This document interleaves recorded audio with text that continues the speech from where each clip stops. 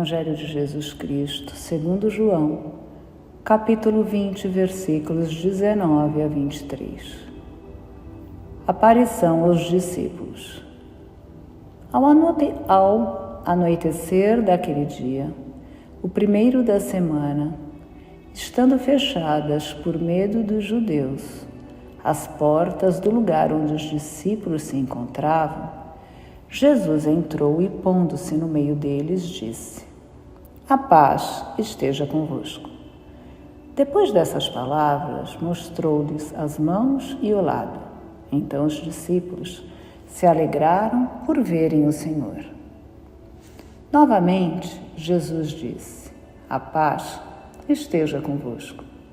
Como o Pai me enviou, também eu vos envio." E depois de ter dito isso, soprou sobre eles e disse: "Recebei o Espírito Santo. A quem perdoardes os pecados, eles lhes serão perdoados.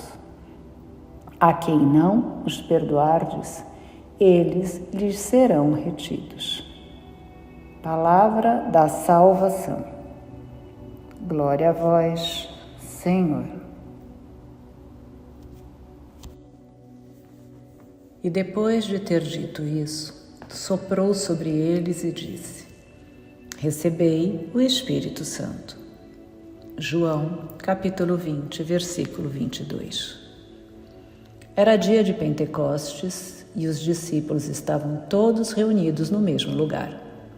Pentecostes é histórica e simbolicamente ligado ao Festival Judaico da Colheita, que comemora a entrega dos 10 mandamentos no Monte Sinai, 50 dias depois do Êxodo. Ao longo de seu ministério, Jesus havia prometido aos discípulos dar-lhes o Espírito Santo como auxílio para a missão que lhes seria confiada.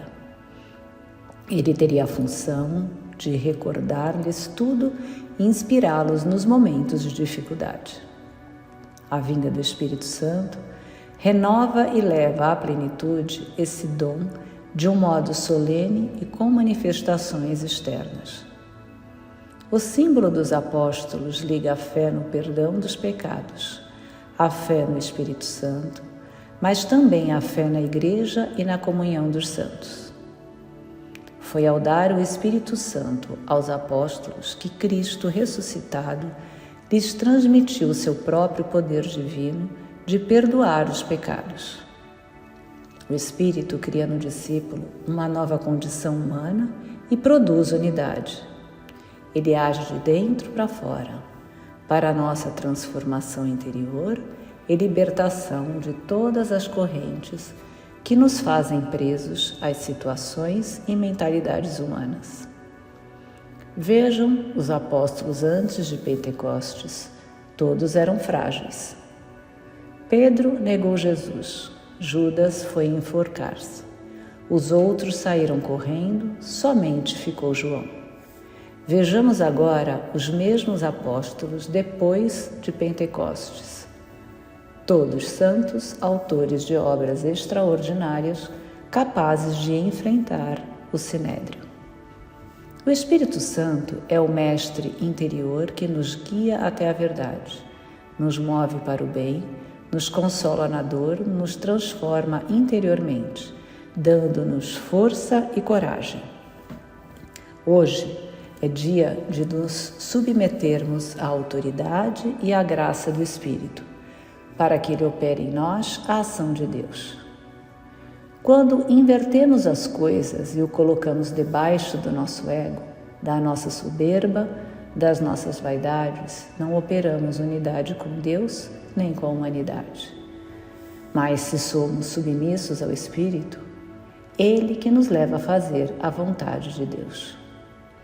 O primeiro dia de Pentecostes, da era cristã, os apóstolos estavam reunidos em companhia de Maria e estavam em oração.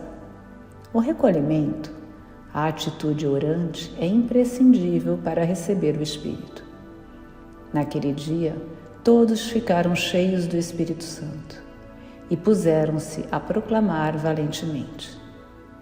Santo Agostinho assim diz: Meus irmãos, membros do corpo de Cristo, sementes de unidade, filhos da paz, passai este dia na alegria, celebrai-o em tranquilidade. Pois o que era anunciado nos dias em que veio o Espírito Santo se realiza hoje em nós. Cada um dos que recebeu então o Espírito Santo falava todas as línguas. Hoje, a unidade da Igreja, espalhada entre todos os povos, fala todas as línguas e é no seio desta unidade que possuis o Espírito Santo, vós que não estáis separados por qualquer cisma da Igreja de Cristo, que fala todas as línguas. Na solenidade de Pentecostes, os fiéis católicos celebram o acontecimento eclesial, o surgimento da Igreja como corpo místico de Cristo, do qual não podemos nos afastar sem prejuízo da própria salvação.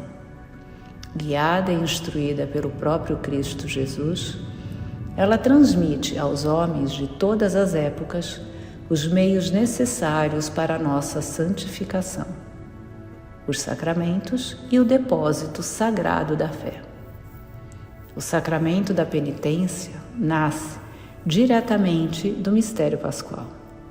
O perdão não é fruto dos nossos esforços, mas é um dom do Espírito Santo que nos enche com o banho da misericórdia e da graça que flui sem parar do coração aberto de Cristo, crucificado e ressuscitado. Diz isso o Papa Francisco. O Espírito Santo, terceira pessoa da Santíssima Trindade, é a alma da Igreja que nos anima a seguir o caminho de santidade apresentado pelo Mestre Salvador. É a alma da minha alma, a vida da minha vida, o ser de meu ser. É o meu santificador, o hóspede do meu interior mais profundo com quem tenho que ter relação cada vez mais consciente, mais pessoal e mais íntima. É Ele quem ilumina o caminho que nos leva ao reino do qual somos herdeiros. Paz e bem.